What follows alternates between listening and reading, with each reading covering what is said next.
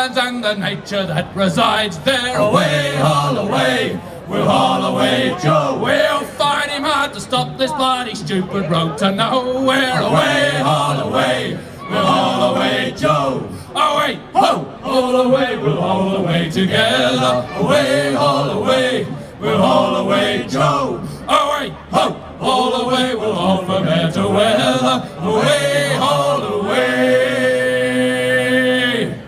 we'll haul away Joe.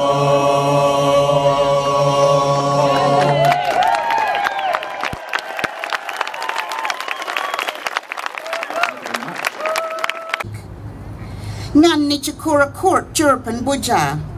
I am happy in my heart to welcome you to our land. We must always live in harmony with it. Ngalak ni wankaning. We listen to the stories. Ngalak Buja nganing kep jining Buja kundam kura.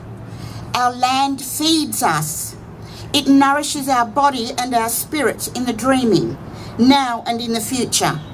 We walk on sacred ground and we renew our spirit with connection to country. Nganjurpan wankaning ni jining kadalin ngalak. And I'm happy for this opportunity to share the story, to listen, to look and learn from each other. Yiriyak and Murich Mort Nunuk. Stand tall and strong for your families and yourselves. Murich Court, Murich Wirran, Murich Ngat, Nunuk Mar. Strong heart, strong spirit, strong self, and you are the people with the healing hands.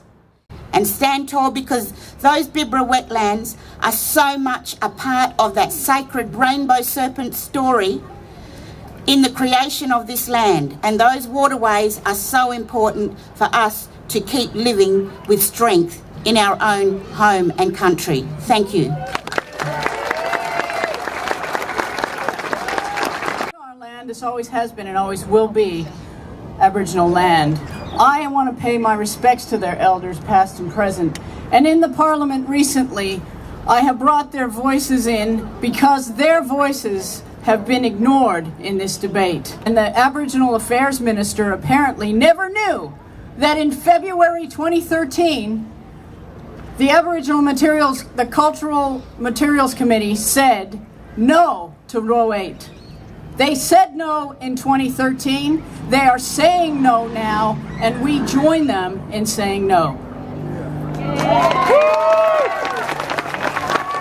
This area is going to be dramatically impacted when we continue doing things the way we have always done them.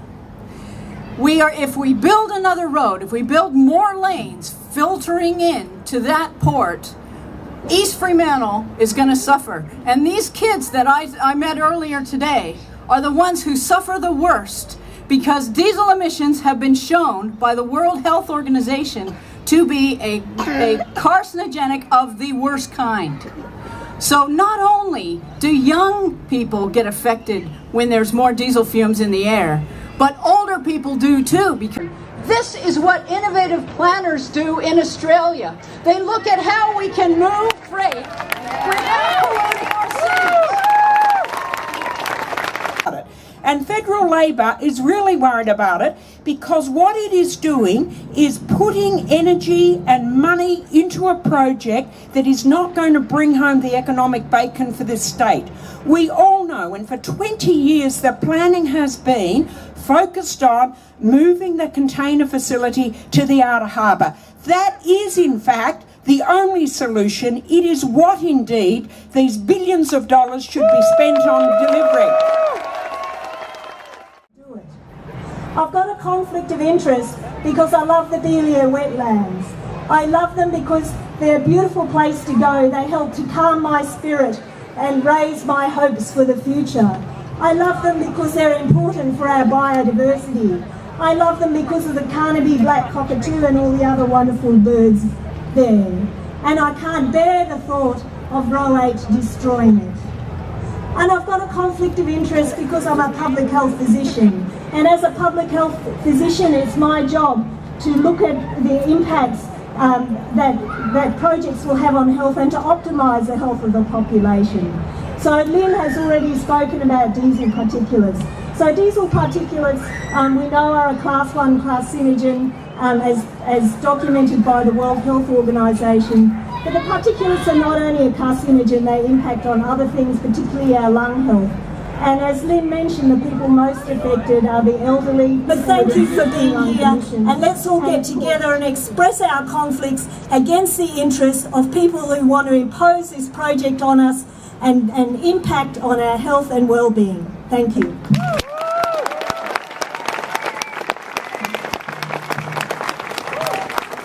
I want to talk to you about the power of one. So many people tell me, so ordinary people who haven't rallied before, who haven't undertaken the sorts of activities that we're doing and have been doing under Rethink for the last 12 months.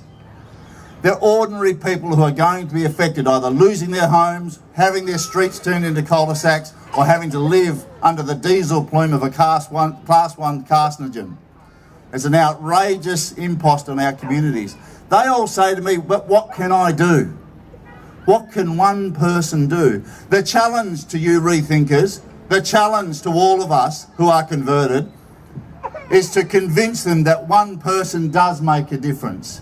Everyone makes a difference. Every click on a Facebook page, every petition matters, every signature matters, every share matters, every rally matters. Why? Because one person makes one part of one community. And that's what this is. One community that will stop at nothing to stand in front of these bulldozers. Are you with me? Get angry, get at him. Thank you. We want to send a strong message here that what we want is for all work to cease on Row 8 and the Perth Freight Link right now. We want them to take a step back and to really consider what we're going to use that money for. Last Thursday, something important happened. Save Beelia Wetlands and our lawyers went to the Supreme Court and we filed an application for a judicial review on the Environmental Protection Authority's assessment of Row 8.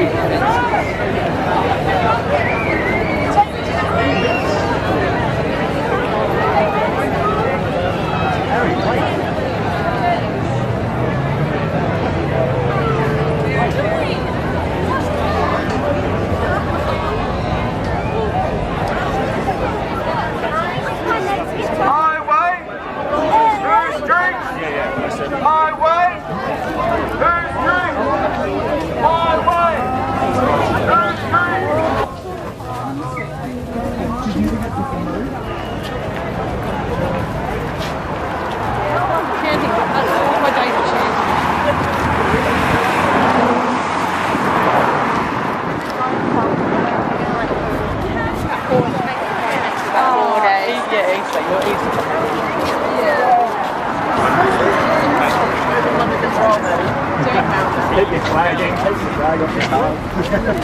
Sorry, I'm sorry. That's alright. Clayton's running down the outside.